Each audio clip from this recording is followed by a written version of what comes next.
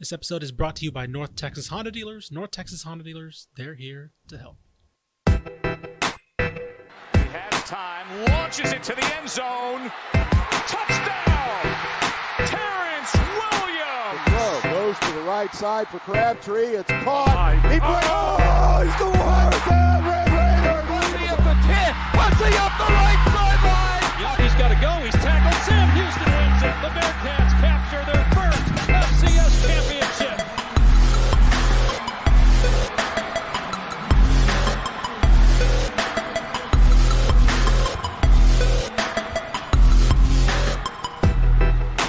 Hello, and welcome to the Republic of Football show that will not get clips of the internet making fun of us taken down.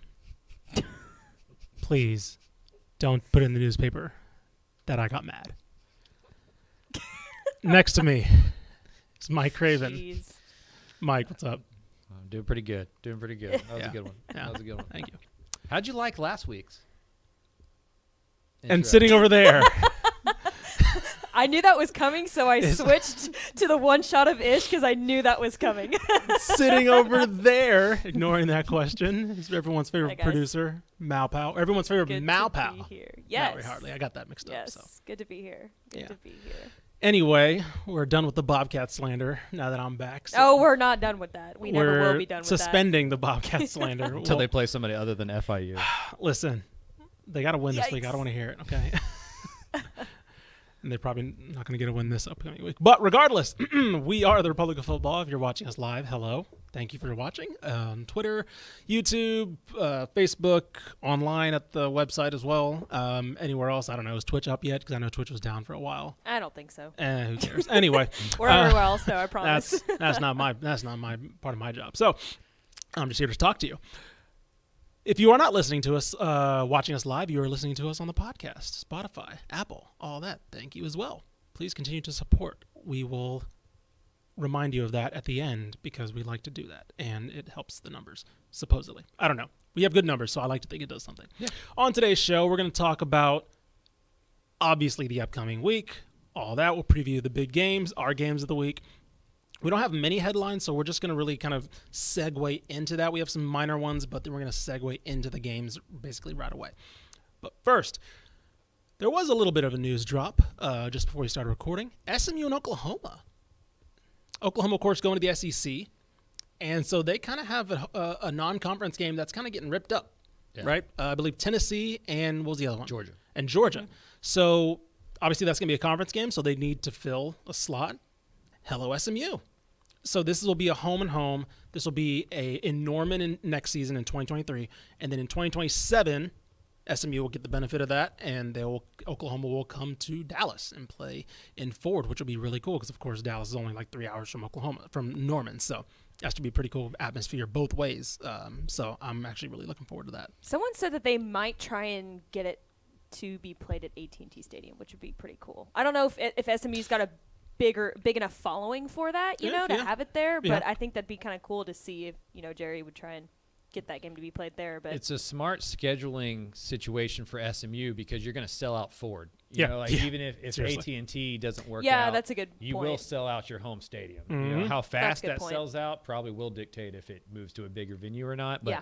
there's so many Oklahoma grads in Dallas. I mean, that's why the Red River rivalry is here, right? It's as close to Norman as it is to Austin up here in DFW. So I think it's a smart move for SMU. That the game next year, looks really exciting the way SMU's playing. Rhett Lashley's offense versus Brent Venerable's defense. I think it's a good test for Oklahoma. It's one of those G5 teams that doesn't look like an easy win, but it should be a win. And then for SMU, it's a chance to make some money, sell out your home stands, and then maybe pull an upset. Yep, I'm very much looking forward to that one next year. And actually, that was it, so we don't have many headlines. So anyway, moving on to the other part of this. Is not really a headline, but a kind of a news drop we had on the website, or an article drop, I should say. If you remember the Sunday episode, we talked a little bit about Jimbo Fisher and kind of his legacy and kind of asking the question, is he the quarterback guru that we kind of expected him to be or that A&M's paying him to be, right? We kind of had the idea of maybe you take away Jameis Winston, you maybe throw him E.J. Manuel, right? Outside of those two guys, and really just the 2-year span under Winston because Manuel really didn't lead a national title contending team. So you really take away those 2 years from Jameis Winston, and what do you really have? Do you really have a guy who should be paid like Kirby Smart, Nick Saban, Dabo Swinney, things like that? Even though Ryan Day, if you want to as well, even though Ryan Day hasn't had a national title appearance. But still. So Craven, this morning, dropped an article that basically naturally from that conversation, Craven had an article idea, dropped an article today. From zero to hero, criticism faces Jimbo Fisher, Texas A&M offense following Week 2 loss to App State. And in the article, Craven breaks down the numbers, poses the question, hey, has Jimbo Fisher ever really been an explosive offensive guy? And first of all, I wanted to recommend everybody to go read it. It is a good breakdown on just his whole career, his time at A&M, and just kind of, one, what A&M expects of him, two, what he is, and three, does that need to change, right? Is because you're hearing a lot of talk of offensive coordinator, of different play caller, obviously quarterback and all that might be the quick fix that can happen immediately. But Craven, kind of when you were going into this article and kind of constructing it, what were kind of some tentpole thoughts that you had? So first, I wanted to look up passing yards per game and just kind of see where that was at. So from 2012 to 2014, specifically in that 2013 year, that's kind of the zenith of Jimbo Fisher's offensive prowess, right? Like those teams were his best teams, won a lot of football games, won a national championship in 2013. They were throwing for 316 yards per game, 317 yards per game, in that range back then. His first year at A&M, it was 252. Second year at A&M, 235. Third year at A&M, 234. Last year, 208. So the trend is moving down, right? And so when you're getting paid, I think there was a time where A&M winning 8-9 games in the SEC was acceptable. Yeah. But if you're paying a guy $10 million a year, if his buyout is close to $90 million, if it's all guaranteed and you gave him an extension in 2021 that kind of just re-upped that, right? Yep. You're paying him to be like the coaches you talked about, and he just has not been. In the 6 years following the 2014 season, Jimbo Fisher's 49-23. That's not – that's Mississippi State. Yeah. That's Ole Miss. And we kind of saw – Florida State is still trying to get back up to what he left them with. Yeah, right? they were 5-7 the last year he was there. Right, and I think a lot of people, I don't know, to me, if you ask a lot of Florida State fans, and that could be a biased source, sure enough, but I think a lot of them are willing to say, he didn't leave us much, right? It wasn't from a team coming off a national title and having a number one overall draft pick quarterback. Bud Elliott at 247 now, he's, of course, is closely tied to the Florida State recruiting scene. He's they had no FBS linemen. That was not an FBS offensive line, let alone a Power 5 offensive line when he left. And obviously he's done better here at A&M than, the talent is here, right? Maybe he did have a bit of, I think David Ubben in his research more or less said A&M was reaching out to him that year, early, right? So maybe he was checked out. Sure, fair enough. But I think there is something to be said about how something cratered so quickly, right? From going from a national title caliber team to being perceived now as this builder and this genius. And I kind of agree that we talked about this, where it's gotten to the point where maybe he's not the coordinator he used to be, but he could be the builder. Sure. He's built something, you right? hired Jimbo for two reasons. Yeah. To acquire talent and to play really good offense. And he's done one of those. Yeah. They've acquired talent. Texas A&M's the 5th most talented team in the country, according to the blue chip ratio by Bud Elliott. That that means that 4 and 5 stars, right? That's how many are 4 and 5. They have the 5th most talented roster in the country. But he's 25-13 in 3 full seasons at A&M. I think we gave way too much credit to that 2020 season when they went 9-1. But everything was so weird that year, it's hard to take anything from it, whether good or bad. A lot of teams that are always good had a bad year that year. Baylor went 2-7 that year, for example, right? So if we just throw out 2020, just throw that out. He's 25-13 in 3 full seasons. He's lost at least 4 games in each of those 3 seasons. This is what A&M is. They're an 8-4 program. But the expectations, because of the money and the recruiting classes, have grown beyond that. And they want to be Georgia. I think Kirby Smart at Georgia is the roadmap for what Jimbo Fisher was trying to do at A&M. Kirby Smart went 8-5 in his first season in charge at Georgia. They hadn't won less than 10 games since, right? And so that next step just hasn't been taken at A&M. It didn't get taken after the Johnny Manziel years, where that kind of gave them some momentum. It's not getting done now during the Jimbo years, where that was supposed to get them to the top. This is a team that was ranked 6th in the preseason polls 2 years in a row. last year and this year. They go 8-4 last year, and all we hear from College Station is wait till we get our quarterback back. They get their quarterback back. They run 38 plays against App State. They lose 17-14, 13 of 20 in the passing game, not even for 100 yards. It's a bigger problem than just who's playing quarterback. This is a defensive world that has caught up to what Jimbo Fisher tries to do, and Jimbo Fisher hasn't taken the next step. We saw this happen to Nick Saban, and he went and hired Lane Kiffin and changed the whole concept of that team. They recruit 5-star quarterbacks now, and they go score 40 points. We've seen Georgia make transitions. We've seen Oklahoma make we just have not seen it through Jimbo Fisher. I think the noise is getting louder and louder to where I'd be surprised if he doesn't bring in an OC by the time next year. By the time the start of the 2023 season, I'll be surprised if Jimbo's still calling plays. Yeah, I think you mentioned Saban and Smart kind of adjusting, and I think that's a great point because he's being paid to be those guys, right? The only other precedent we have for a national title winning coach taking another job is Saban, right? That's like the closest peer as far as that's concerned. And so obviously Saban went to the NFL and then came back to college, but this point still stands. When Saban realized he had to hire Lane Kiffin, right? He couldn't hire the Jim McElwains anymore, right? He couldn't hire the one-back systems that they used to have. He needed to spread it out. Since then, he's maintained that, right? We can talk about, we can make fun of Bill O'Brien and all that stuff, but like he is a modern offensive coach, right? Steve Sarkisian, same way, modern offensive coach. He hasn't looked back. You look at Kirby Smart. What was the thing that lost Georgia that national title game? It was offense. He went and brought in Jeff Monken, right? And so you go and get an offensive mind. And then even defensively, I think they've adjusted. Neither Kirby Smart nor Nick Saban has called plays at Georgia or in a while, right? Kirby Smart called him at Alabama, obviously, and Saban probably, I can't even remember. I'll have to look back. He might have called him early. Yeah, I think the first 2-ish years. Maybe, but he delegated to Kirby Smart, right? And then you look at the guys he's hired since then. Jeremy Pruitt, Pete Golding. There's another name I'm there. Mel Tucker. Well, that's Kirby Smart. Oh, yeah. So Kirby Smart, yeah, but to your point, Kirby Smart hires Mel Tucker, Dan Lanning, right? Play callers. He's like, you know what? Nick Saban realized when Johnny Manziel was beating his butt, you know what? My linebackers are too slow. Right, I can't have these guys, and so he adjusted.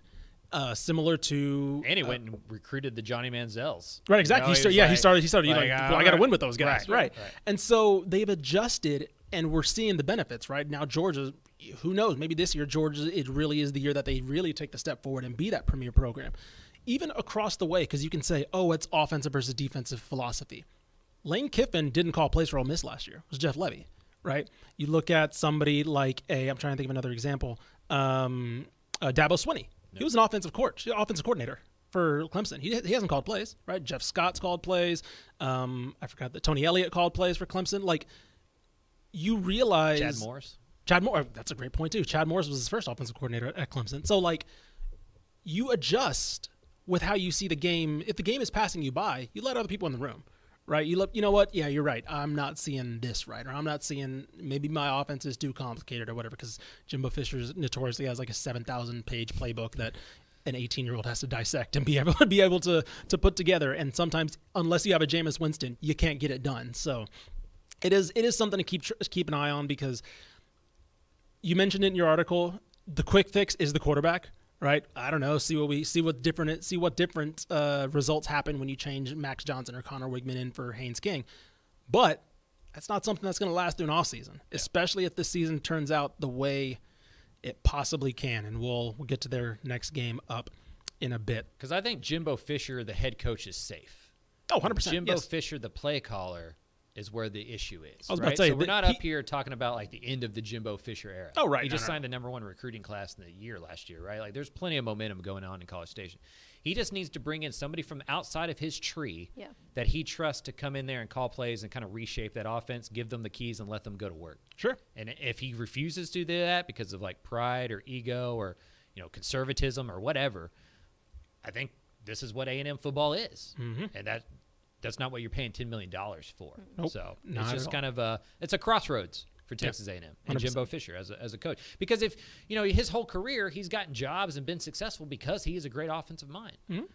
And now people are telling him that it's passed him by. That's got to be a hard pill to swallow. Sure. Right? But like when you're making $10 million a year, you got plenty of things to chase it down. Oh, yeah. So, it's just kind of – it's not going to happen this year because it's the middle of the year. And, even if he gave away play calling duties to the OC right now, I mean, it's just him. Right. You know, I was about to say. it's just like his guy calling plays. Right. Same thing. I was about to say Damian Craig Right. is going to call plays. Like, come it's on the same thing, right? So he needs to go get a Jeff Lebby, like somebody who is like not in his tree, that's not a former assistant that he Scott trusts. Frost?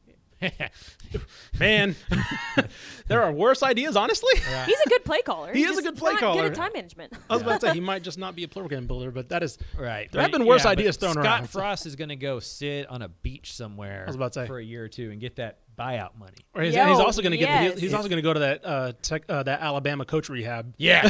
Yeah, exactly. He's going to go be an analyst. He'll get car washed by Nick Saban and come out looking clean on the other side. But yeah, all these coaches got to disappear for a year or two to keep that buyout money coming in. Because if he takes another job like that, then that buyout money goes away. Right, exactly. And so he'll Tom Herman it, where he'll disappear for a couple years and then his name will pop up.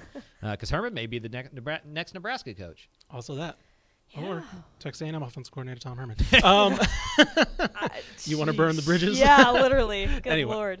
That's all I'm going to think about for the rest of the day. Go read, like I said, go read Craven's article. Is up right now on TexasFootball.com. Is the first thing you see when you pop up over there. So be sure to give that a read. Before we get to our game previews, a little word from our sponsors at Athletes to Athletes. Every high school athlete wants to play on the big stage. Every parent wants their child to be the best. But is making your target list of schools based on top 25 rankings really the best strategy? What about academics, location, coaching style, financial aid? There are so many factors that should be considered when selecting a college program outside of on-field performance. Our friends at Athletes to Athletes have put together a recruiting guide centered around providing a broader, more holistic perspective about what your college experience should be. Complete with checklists, do's and don'ts, key strategies, and much more, this 22-page guide covers everything you and your family should know as you walk through your college recruiting journey. For a limited time, Athletes to Athletes is offering this guide to our audience for free. Just go to athletetoathletes.com/Dave Campbell today to download the free college recruiting guide. That's athletetoathletes.com/Dave Campbell. All right, Mallory, we have a slate of games this week, and we're going to start with the ones that we think are the juiciest. What do we got? Let's start off with Craven's college football game of the week, and that would be Texas A&M versus Miami. You can watch this game on ESPN. It's being played Saturday at 8 p.m. Texas A&M favored by 5. The over-under set at 45. I love that picture of me because, like, Joey Maguire's is cut off and it right looks there. like somebody's ghost hand is behind me. It's a good picture. I honestly think, I'm not very photogenic, so anytime we find anything of me looking decent, That's like the fine. staple Yeah, that's photo of fine. Mike That's Craven. fine. We'll keep that for the next 30 years. I honestly think, after everything we just said in the first segment, Yes. I'm taking Texas A&M -5. Like, I think A&M comes out and plays inspired football, plays a really good bounce-back game, and kind of puts this in the rearview mirror until the next time they lose. You know, like, I don't think it goes away for a while. I mean, we're talking about Texas A&M. The expectations are so high that the next time they lose a game, we'll just get right back into it. Sure. But I think you hear yourself get put down all week, not just Jimbo Fisher, but Haynes King, the whole offense, the wide receivers, the offensive line's not very good. You know, Devon Achane's probably the only one getting praise on Texas A&M's offense right now. Right. So you play against a Miami team that's only played against Bethune and Southern Miss. It's not like they've been tested, you know. And so I think A&M, 8 p.m., Kyle Fields is going to be rocking. Their back's up against the wall. I think we're going to see a really inspired A&M performance. Now, does it last beyond week 3? I don't think so. I think, you know, they come back crashing to earth, and they're probably somewhere in between the App State loss and what we see this week against Miami. But I think for at least 1 week, A&M gets explosive again on offense. They score some points. They do some creative things and get back on track. I think I agree with you because Miami is still under first year, you know, Mario Cristobal's first year in Miami, right? So he's still building something there. I don't think – also, here's the other thing. They're also not an explosive offense. Right. Mario Cristobal's biggest criticism at Oregon was that his offense wasn't better, right? And that he had a Joe Herbert and they still looked awful or at least pedestrian on offense. And so I think you're going to see – an offense kind of play into Texas A&M's defense's hands. He's a physical runner, right? It's a lot of power. It's a lot of short, easy reads, things like that. I think you're going to see an offense kind of play into what A&M's good at, which is shutting that down. The problem, of course, comes on the other end. Mario Cristobal is a very good defense. He's an offensive coach, quote unquote offensive coach, but he's a physical coach. He's really big on kind of imprinting his own persona, right? He's a former offensive line coach, things like that. His teams play physically. A&M's offense is not an offense that can really run you over right now. Their offensive line is very brittle. If you guys follow, of course, we're fans of Stats of War, Parker on Twitter. He put out his advanced stats preview, and it's not good for A&M. If you look at all their offensive numbers, it is a lot of dark red on there. Yeah. You have 117th in EPA per pass. Echo rate, which is, again, the amount of yards available that you take. They're 114th in that. They're 38th in rush EPA, which, okay, solid. But, that again, if Devon Chain's not doing something explosive, what do you have going for you? I'm worried about that offensive line. I think it's going to be an ugly game. I do think they pull it out because I agree with you about, this is a very, player meeting type of week they've had, right? Hey, guys, we got to get our heads straight. Things Us like against that. the right. world. Exactly. It's going to be that self-motivational type of game. So I agree that they're going to win. It's going to be an ugly game. Yeah. 45, I'm going under. I'm hammering that under. I'm honestly hammering that under. I would not be surprised if this is a 21-17 type game and we're just like, Jesus, what did we watch? Yeah. You're going to be there. It's not going to be last week where you were at Texas and Alabama where you're just like, oh, man, lights out plays everywhere. It's going to be like, Jesus Christ, it's barely the third quarter. How'd he miss that guy? Exactly. Yeah. I do think we see Max Johnson. Right. Okay. I mean, because as I mentioned in the article, Jimbo's not firing himself this week, right? And the only thing you can do to just get a spark somehow is to inject a new quarterback. Yeah. Hopefully that takes Miami off guard. Max Johnson's played a lot of big time football. He's not going to be excellent, right? But he's going to come in there and do what he's supposed to do. And I think it gives Miami enough this week. Will it last? No, but I think it's enough for this week. What's next, Mallory?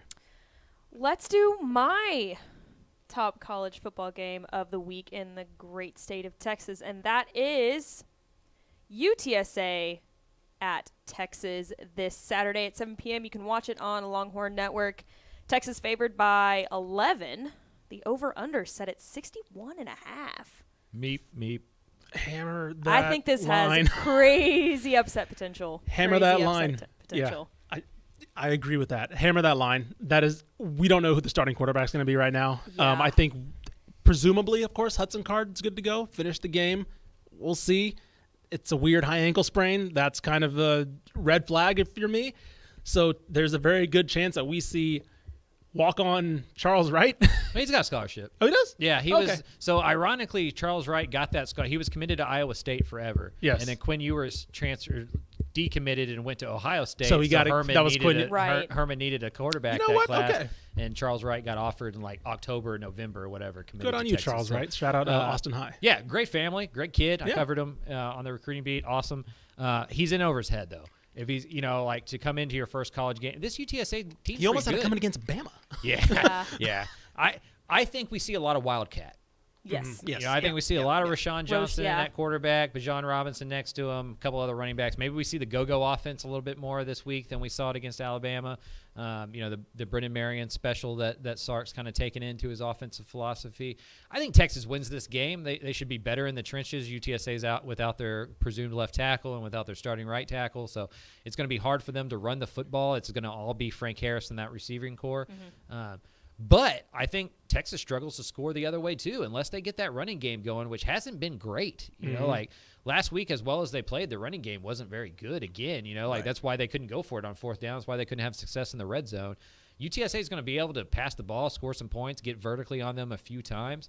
I think UTSA can stay around in this one and lose, right? But lose 8, 9, 10 points, not by 12, 13, 14 points. Yeah, I do too. I was just going to say, I think that this game comes at a really good time for UTSA too. I think that it would have been a worse situation for UTSA if Texas was coming off just an awful loss to Alabama. I think they're kind of still coming off that high of hey, we didn't win, but there's a 1-point loss.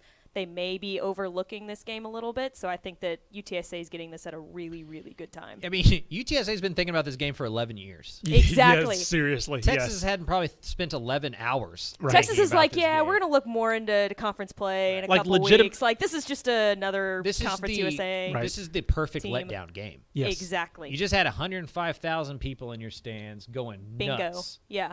they're not going to do that for UTSA. Like, they're just not. Whether that's right or wrong, we can have that conversation. But, like, they're not going to do it. I can't wait to see this traveling crowd for UTSA. I was just about to say, and we haven't seen Texas play 4 quarters of football but one time in the last 5 or 6 years, right? Sure.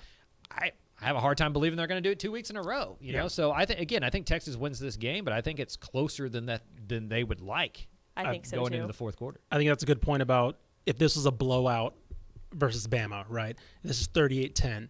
UT sees this as a pissed off get right game, right? Yes. They're like, well, no, there's no chance these guys are coming in and upsetting us, right? Now it's like, is there a little bit more because of everybody's gassing them up a little bit, right? After a loss, people are still like, hey, is Texas back? Look at that, right? Exactly. I agree. And here's the other thing that I want to ask you: is Texas going to face better receivers than they did last week? Oh yeah, yeah. Which is nuts. At least more consistent. Yes, at least ready-made right now. Right. Yes. Right. Maybe NFL draft scouting combine. Right. Maybe like the talent's not there. But they're not going to drop a lot of those passes. They're going to be in the right spots. They're going to catch the ball. Like Frank's going to put up 300 yards passing. Yeah. Like it's going to happen. Yeah.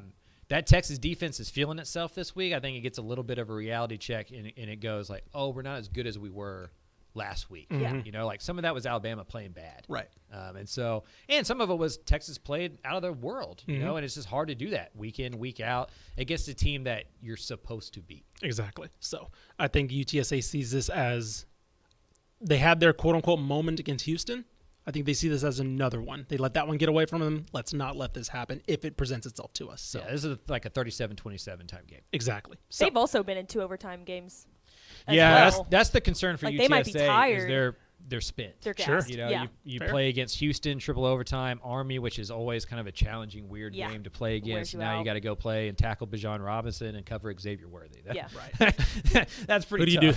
Who does that on the roster? Exactly. Yeah. Who covers Jatavion Sanders? Like, I have Yeah. no idea. But I do think UTSA is able to score enough points to keep it within 10. Yep. Good point. What's next? Let's do your college football game of the week. Text it. No, I'm kidding. What's up? Let's not have that as your game of the week because I didn't get my game of the week, so you don't get yours. Let's make the record clear. That was not my actual game of the week. So Texas Tech travels to NC State this Saturday at 6 p.m. You can watch it on ESPN2. Texas Tech not favored in this game. NC State favored by 10.5. The over/under set at 55.5. Listen, NC State's been trying to lose a game that they shouldn't lose for a while now. Anytime I feel like NC State has like any momentum, I believe they're 16th in the AP poll right now. They're not that good. They're very. I think they're very solid. They are a very solid program that consistently gets punched up. Yeah. That where they shouldn't be. And I think Tech is like the perfect opponent for like knocking them back down to probably where they potentially could be. They should have lost to East Carolina. Yes. Absolutely. And of course, they blew out. I don't know. They played some FCS team last week. And so sure, they beat them. Charleston Southern. Man, Texas Tech. This is their chance, man. This is their chance to go on the road to a team that probably should have a loss already and is playing not great. Again, East Carolina's done a good job of building themselves up. I think Mike Houston's done a good job there building themselves to what they should be, which is scaring the other Carolina schools that they should be. But NC State should have a loss. And I think Texas Tech is a team that they're getting back to that Leachian, oh, crap, they can put up 50 anytime they want, right? And I think it comes down to Donovan Smith. I think it's going to come down to whether or not those mistakes he made last week can be limited. If he... I guess it kind of comes into question, is that just what you get when you get Donovan Smith, right? Does Joey McGuire know that if you have Donovan Smith at quarterback, he's going to give you the 2 to 3 picks, but he's going to give you 2 touchdowns, 80 on the ground, whatever, some crazy plays by himself? Or does he think you can kind of reel him in, right? To maybe if he's not doing as much wild card stuff in the backfield, that he can just his targets. He can just kind of work the way down the field. Because if that happens, I think this team can go in there and win. Absolutely. I think it's the first one. I think with Donovan Smith, you're going to give up. You're going to have some we saw last year, quote unquote too. boneheaded plays, right, Yes. or bad decisions or bad throws. But it's going to be counteracted by 4, 5, 6 plays that Tyler Shuck just can't make. I think we saw why Tyler Shuck won the job in that Houston game with Donovan Smith throwing those 3 interceptions in the second half and letting Houston kind of get back into it. Good on Donovan Smith for rebounding, taking over in overtime, and winning that game for Texas Tech. I feel like this is one of those games that's going to calibrate the way we thought for the 6 months leading into the season, where North Carolina State hasn't been playing as well as everybody thinks that they should have been. So we're going to dog North Carolina State, and the line's going to go down. Texas Tech beats Houston, and a lot of people didn't think that was going to happen, so Texas Tech's riding high. And, this is the game that reality comes back to earth with, right? Fair. That this is still Joey McGuire in his first year, first true road game with a backup quarterback. I don't believe that the defense is as good as we've seen the last couple my of weeks. biggest concern. I think NC State scores some points here, and Definitely, NC State covers.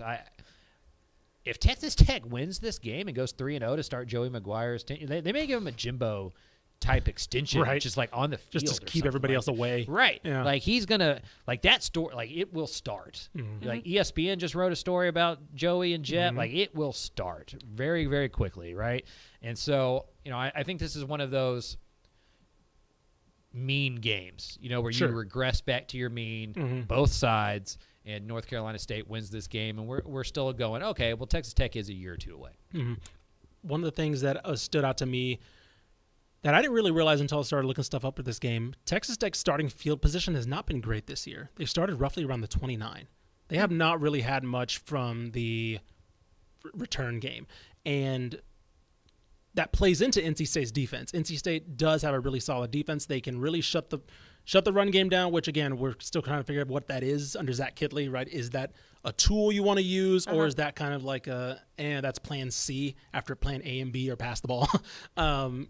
But I do think that's the one thing I'm kind of looking forward to. I'm kind of interested in seeing is this is the game, in my opinion, that we'll see kind of if the run game is a factor, right? If Taj Brooks, Roderick Thompson are, in my opinion, heading into the year, you probably thought they were their first and second best skill position players. Yeah. Are they that in terms of the options on offense, or are they tertiary as far as the passing game goes? I think this is the type of environment that you'll need to do that into. Because I don't know if you want Donovan Smith going out there throwing 50 times on the road against a ranked team. Yeah. Who knows? And I think this is about how they start. I think those scripted drives are going to be really important, first 2 drives, because you're going to see, okay, we trust Donovan Smith to really sling it. Okay, cool. They're going 80% passing, or they want some balance. They want to be able to control some of the game a little bit. I don't know. Joey McGuire preached a lot of that, right? He preached balance, right, when he first took the job. But then he went and hired Zach Kittley. So is that officially out the window, or were those more of the game circumstances last week against Houston? You're having to rally back, things like that. Were those just game situations presenting themselves differently to where it leaned towards throwing the ball a lot more? I think this is when we kind of figure that out too. Going into this game, it's like, can Texas Tech get to 6-7 wins? If they win this game, can Tech get to 8-9 wins? This kind of changes expectations in Lubbock based on this game. So a really important game for Joey. I know he's really excited to kind of see how his team responds on the road.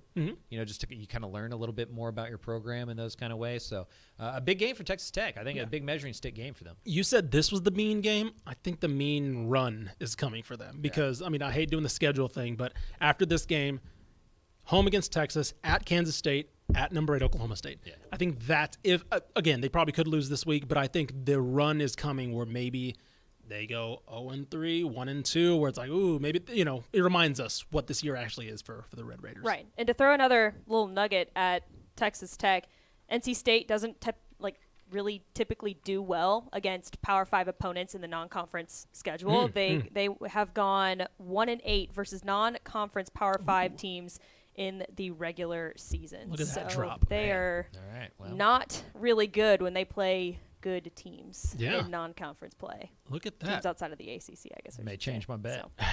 So. I don't know. But with that being said, let's go ahead and move on to our last top matchup of the week, which Mallory's is game of the week. My game of the week. Your real game of the week. SMU at Maryland. You can watch this game on FS1 at Saturday at 6:30 p.m. SMU not favored. Maryland is favored by 3.5. Over under at 74, which seems very fair to me. I'll take the heat here. The over on that. I'll take the heat here. I'm the one that made Mallory change her game of the week. I feel like that's been we got 2 Texas teams playing. Yeah. We're picking it as a game of the week. I'm riding the ponies this week. I'm secretly riding the ponies this week. Let's go. I think we're going to learn a lot. I mean, kind of like the Texas Tech thing, right? Sure. Like in year one, you learn more about that program, their first true road game against an equal or a little bit better competition than you do anywhere else. Right? Yeah. We don't know anything about SMU so far. We know they're better than North Texas. We knew that. We know that they're better than an FCS team. We knew that, right? So what does Rhett Lashley's team look like on the road? Does it still look like this explosive offense? Does that defense stay doing really well?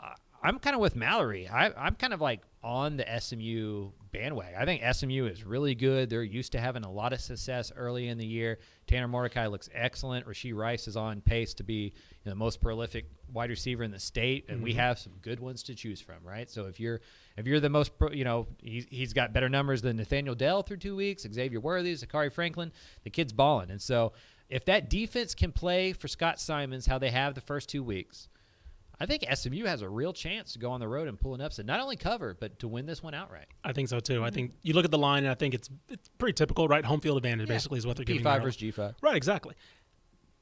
And man, are we going to know what this defense is about? Because Talia Tagovailoa is legit for Maryland. He might be their best quarterback in my lifetime. Honestly, I'm trying to think of the last time Maryland had a really good quarterback. Right. And this is going to absolutely be what defense can make the play. Because you're looking at least as far as Parker's numbers go, the number 4 and the number 7 passing per teams passing per EPA in the country. And Mike Loxley is one of the best offensive play callers we've seen. He's from that Bama Saban tree of this recent generation of spread them out. Of course, we know what Rhett Lashley is about.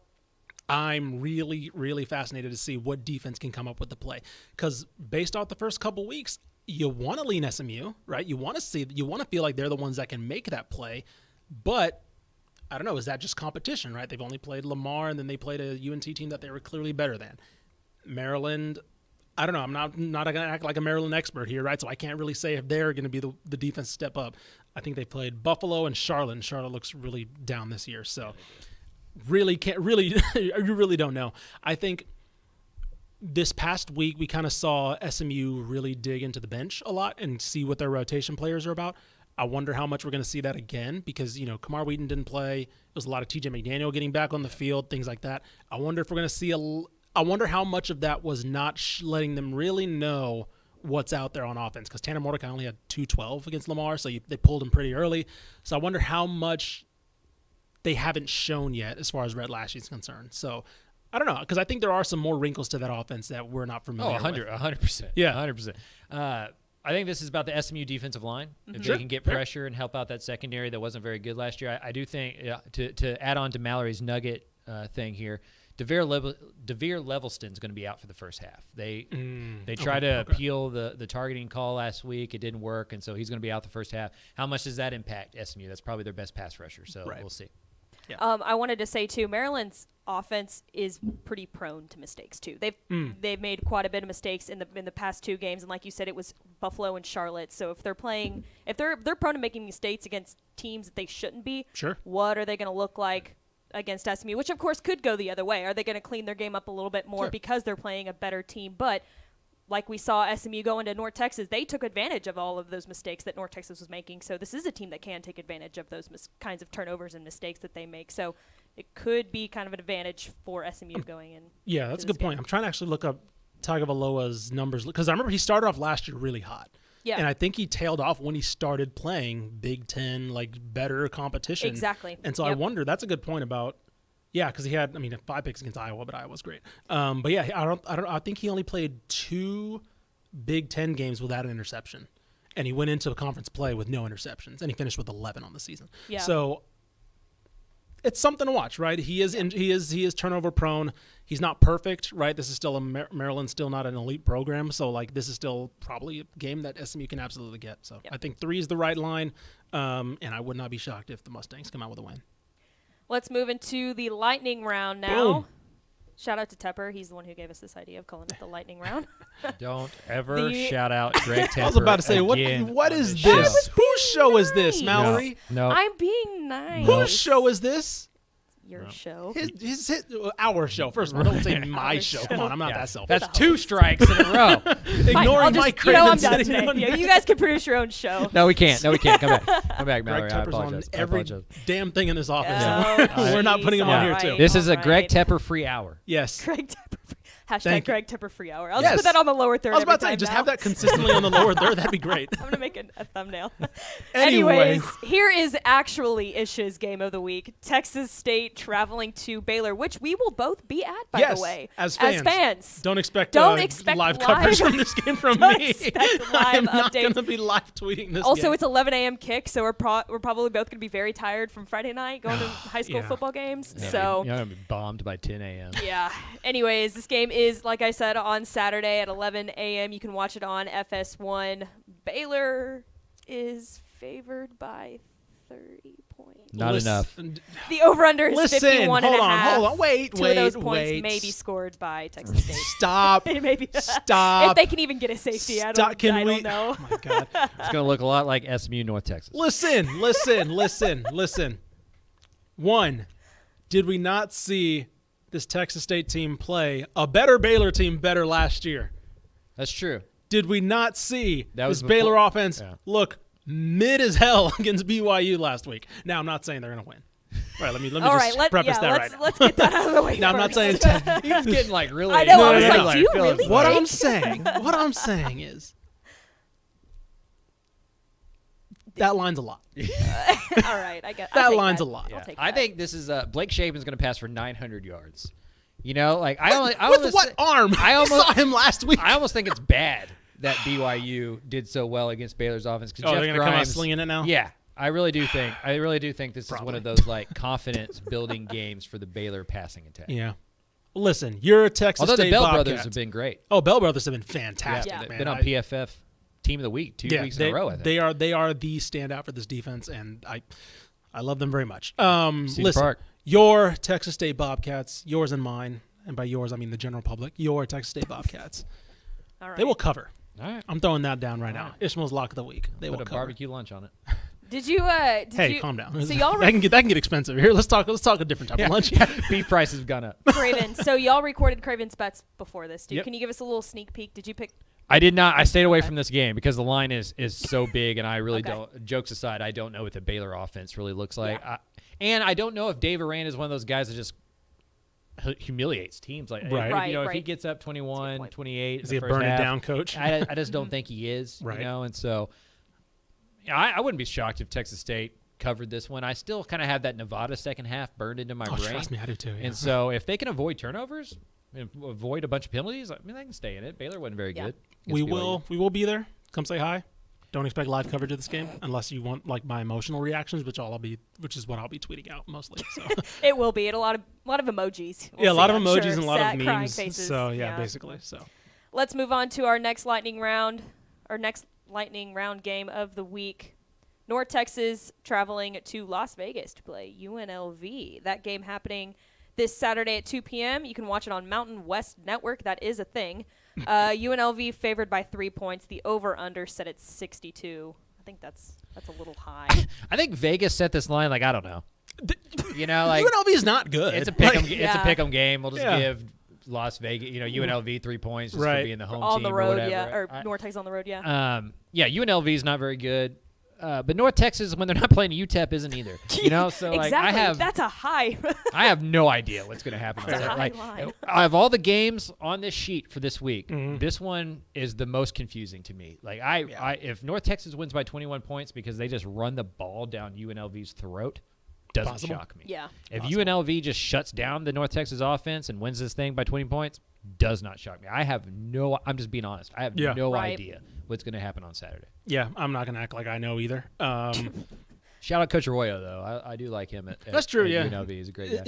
He was kind of a weird hire. They kind of basically tried to see if he could do what he did with Bishop Gorman. And Yeah. with UNLV, hasn't worked out so far. They went 2-10 last year. Yeah, I don't know, man. Their one win was against Idaho State. They played close against Cal, but I don't think Cal's very good either. Scared Not- UTSA to death too Yeah. last year. That's true. They did scare UTSA. So I don't know. I can't tell you that I'm familiar with UNLV. I don't know if that leans itself to say like I'd be really disappointed if like this isn't a win for UNT, because I feel like I Yeah. do know that there is a bowl team in there, right? Yes. Somewhere in that identity, there is a bowl team and a team that should be playing for bowl eligibility, and I think they should be able to separate themselves from a team that basically hired a talent acquisition guy from the high school ranks to do the same and he hasn't really yet. So at least right now, I feel like UNT should have that separation of talent. The only thing I know is that the Mountain West is better than Conference USA. Fair. And that kind of gives me a little bit of pause there. You Sure. know, it's like we see this every year in a bowl game, Yeah. not just with North Texas, but with most Conference USA teams. And so these out-of-conference games always scare me with Conference USA teams because I have no idea if they're good or not because I see them play against Rice and those kind of teams, Right. you know, it's like Charlotte and that kind of stuff. Like, how do you know? So we'll learn a lot about North Texas, I think, on Saturday. Yep. Up next, Houston hosting the 2-0 Kansas Jayhawks. This Saturday at 3 p.m. You can watch it on ESPNU. Houston favored by 10. The over-under set at 58. Take the over. Take the over. Kansas right now, for those who don't know, is the leading offense in America. Houston is due to explode offensively. I think this has, like, really fun shootout, future Big 12 weirdness going on here. And so Kansas is better than you think. Houston has struggled more than people imagine. You know, they've only scored 10 points total in 2 first half. So I think for Houston, this is about a quick start and finding other wide receiver targets not named Nathaniel Dell. Yes. Does Matthew Golden, does somebody like Sean Carter, does like somebody step up and be the other guy? That's what Houston needs right now. This is a game, too, that, like, Houston has started pretty slow the past 2 games this season. This is a game that they cannot start slow. Yeah, they you got can to be come down out, like you said. 17-0 quick. Exactly. You got to start quick, or you're not going to be able to catch up to I agree. Kansas I because agree. they've scored a lot of points already. This ain't your daddy's Kansas anymore. Or actually, I don't know. It might be because your dad probably saw Mark Mangiano's Kansas. Right. So like, it's my Kansas. I was about to say, yeah. So It's my Kansas. this is like they're really good. Lance Leipold's done something. They beat really West Virginia last week. They beat West Virginia last That's week. a good win. And that probably shouldn't have went to overtime. Like I know if I was Nebraska, who I'd call. Oh, 1,000%. Because if you can do this at Kansas, 1,000%. do it at Nebraska. And he did it at Buffalo. Yep. Like look, Jalen Daniels is one of the best young quarterbacks, and then he started as a 17-year-old back in 2020, which is wild. So he's entering his 3rd year now as basically more or less a competitive starting quarterback. They have a really potent rushing attack on their hands, dual threat. I don't know. All I'm saying, I think Houston will win. I think it'll be fine. Just watch out, right? Just do not look at this game as Kansas. Oh, whatever. We talked about this last year. Even when they beat Texas, right? Of course, they shouldn't have beaten Texas, but we were saying there's some inklings of Kansas not being a joke. And now we're starting to see that this year is the year that they're not going to be a joke. So if it's tied heading into the 4th quarter, I don't want everybody throwing pitchforks in the air. Oh, my God, this program is falling apart. Yeah. No, Kansas might actually be pretty good. Yeah. And Houston's played 2 back-to-back overtime games. And Just like UTSA, they're tired. Like they might be If tired. they gets start, close in if the they second start half. slow again, Yep. they will be down 14-0. I guarantee you. Yep. 100%. May not be able to come back. All right, second to last on our list, Rice hosting Louisiana. This Saturday at 6:30 p.m. You can watch it on ESPN Plus. Louisiana favored by 12. The over/under set at 50.5. Excuse me. I don't have much for this. Just don't lose another quarterback. Like, if you're Rice, you're just Yeah. trying to get to Conference USA play as healthy as possible. You Seriously. play Louisiana this week, Houston next week. It's just a brutal non-conference schedule. Started with USC. So if you're Rice, this is just about like staying healthy, surviving, and maybe making this one closer than the experts think. Yeah, I think so too. Remember McNeese? That was fun. When they beat McNeese. I hope they. That's hang all I on to- got. I hope they hang on to that feeling of, Yeah. of a 'Cause, dominant good win. I'll say this: those because Rice helmets are awesome. Oh, those are their sick. uniforms are sick. Those are sick. They've got some really sick I just uniforms. hate that they're using them on games Yeah. that they probably should. They should use them on better games. Yeah. All right. Anyway, moving on. Let's hit up our last game of the week. UTEP traveling to New Mexico, another rival, this Saturday at 7 p.m. You can watch it on Mountain West Network as well. Yes, that is still a thing. UTEP favored by 3. The over-under set at 39. I'm sorry. The over and under. I'm laughing, and I even watched the game on Mountain West Network when Texas State played Nevada, but I'm still laughing at the joke. The over and under is at 39. For those who are wondering how bad people think this game is going to be, that's an NFL over and under. Like that's unheard of in college. I have a rule as a gambler that if I see a line under 40, I take it. Yeah. Yeah. Sure. And so I know that I drove the UTEP fan bus through most of the offseason, but I have already jumped off. We're changing of it. drivers now. I've left it in the ditch. We're doing that charter bus back. pit stop where they change drivers. Yeah. Somebody gets out, is like, "Yeah, I'm out, man." Yeah, that second half against New Mexico State was putrid. Yeah. Had that lasted another 10 minutes, New Mexico State wins that game or at least forces overtime. UTEP scored 3 points in the second half after being up 17-0. New Mexico State put in a quarterback that could move, and you would thought that like football changed, like they had never seen that before or something like that. Like the UTEP team's bad. They're having some behind the scenes kind of trouble stuff. They had a cornerback suspended indefinitely. So tough times for Dana Dimel and UTEP. Now if they win this football game. What? Breon Hayward's still out? Yes. Breon Hayward's still out. That front four is not playing too great defensively. Not a lot of sacks there. Not turning the ball over. And the wide receiver position has taken such a step back that it's bled over into Gavin Hardison's play. It doesn't look like the same quarterback at all.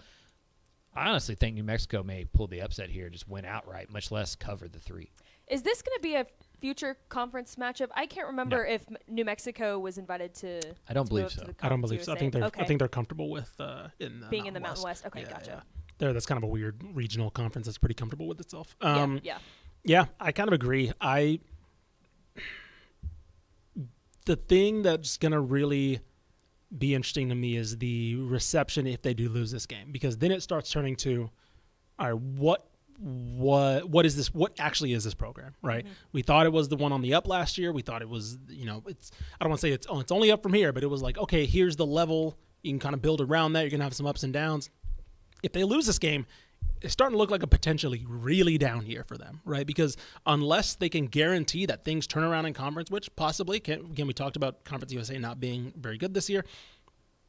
Unless that happens guaranteed, I'll tell you what, they play Boise next week, and I know Boise hasn't looked good, but I'd still take them in that game.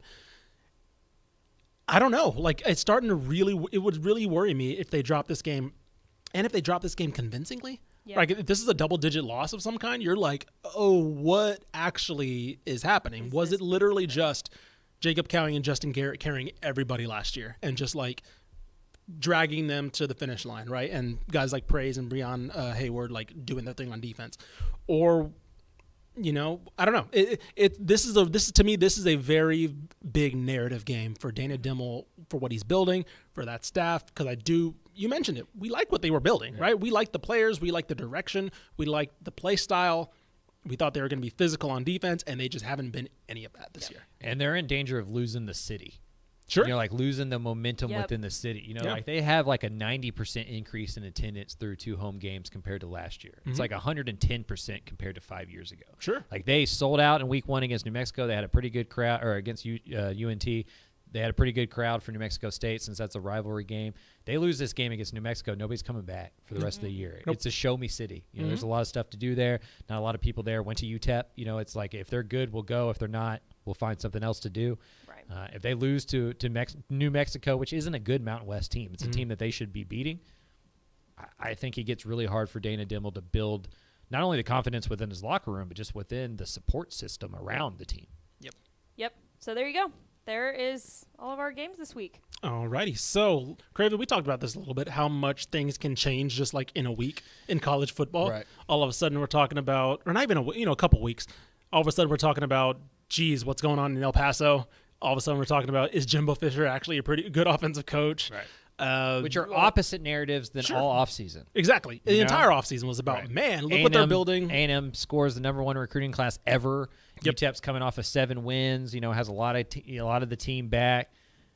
We're going into week 3 and we're like, they stink. The sky is falling. And that's just like, for 6 months you think you have a handle on something, and then you see it and you're like, oh, well, nope, I was wrong. Yeah. So. Yeah. It's humbling. Yeah. It is, right? Because we're part of that narrative, right? Sure, we're the ones 100%. that, like, Craven talks. He's like, oh, I talked to so-and-so. He's really up on so-and-so. And I'm like, cool. So I look into it and I'm like, oh, yeah, you're right. That's awesome. And so for 6 months, we're just – exactly. Yeah. We're feeding into the hype. We're doing all this. I feel single-handedly responsible for building up the hype around UTEP's front 7 on defense. Like, I've heard it on like 4 or 5 different radio shows. They haven't had the full front 7. Right. So I've heard on like 4 or 5 different like radio shows or like on, it's like, well, DCTF thought their front 7 was going to be a lot better. It's like, yeah, we did. We did. I do think losing Breon Hayward was huge. No, that's gigantic. You lose Katie Davis from like North Texas, right? You're going to take a step back. So, but yeah, it's It's a big week in the state of Texas. They all are, I guess. Yep. It'll be fun. I will say the one thing that we are not ashamed to do is eat crow. Oh, no. You know, so if we get something wrong, hey, right. we'll own up to it, right? We'll talk about how wrong we were, why we thought about that, and things like that. So this is just all guesswork. I was about to say, that's all These the top preview 25 poll shows is. are hard. Yeah. They're hard to do. The coaches don't even know what's going to happen. Right. You know, Well, especially like before conference play starts too, because I mean, like we said, we don't know much about Maryland. We don't know much about UNLV, so it's hard to guess because we're not studying up on these teams week after week. Well, like Mallory, this last thing I want to hint on. You brought up a great stat when we were talking about in the office when we were talking about Texas Tech, and we thought, oh look, here's if he just gets to a bowl, right? They received votes. Yeah. And what was the stat you threw out, Mallory? You were listening? I didn't realize you were listening. I was. Okay, nice. Ish will trick you. He was. Yeah, he'll listen to you. So it was Joey McGuire will be the third head coach in Texas Tech football that he'll be let me look it up because it's hard to say. Since he'll be in his first year to get ranked in the top 10. in his first year to get ranked in the top 10. So there have been top 25, excuse me. Yeah, there have been 3. So the first one was Jim Carlin back in 1970. They were ranked number 17. That was his first year. And then of course the next was Cliff Kingsbury. That was back in 2013, excuse me. They were ranked number 10. So Joey McGuire will be the third head coach in the program they'll be ranked. Yeah, in his first year. If they can win on Saturday. If they can win on Saturday. So like I said, like we were talking about, did they make a bowl game this year? All of a sudden he can shut us up if they go 3-0 and they're ranked, and all of a sudden, cool, they're great. Turns out, So it just shows how much things go into like you mentioned, guesswork goes into projecting, and then how much reality can just flip everything back on its head. And we'll talk about it. We'll be open to that. Exactly. So. Makes it more fun. And they won in double overtime. Yeah, true. Right? So, one bounce of the ball goes the other way, and they're 1-1. We're not having this conversation. Sure, right. 100%. So, Houston could be 0-2 right now. Right. Very easily. Right? So, it's just the margins are so small that one or two plays can dictate if you look like an idiot or you look like a genius. That's gambling. Yeah. And that's true for everything. Yep. So, with that being said, we have had 12 of the future 13 FBS head coaches. Shout out Sam Houston State. Jimbo Fisher, you might want to talk to Craven about his article. You can correct him on some things if you want. You might want to jump on and do that. You good, Craven? You good, man? Yeah, I'm okay. I'm okay. I'm laughing at the idea of Jimbo Fisher calling me up. Won't happen. Won't happen. Like, hey, man, what's going on? Saw that article you posted. I want to talk about that. Anyway, hey, look, that would count as an interview. That would be great. I'd record that. Please call me. So, Coach Jimbo Fisher, please give us a call. Go Rutgers.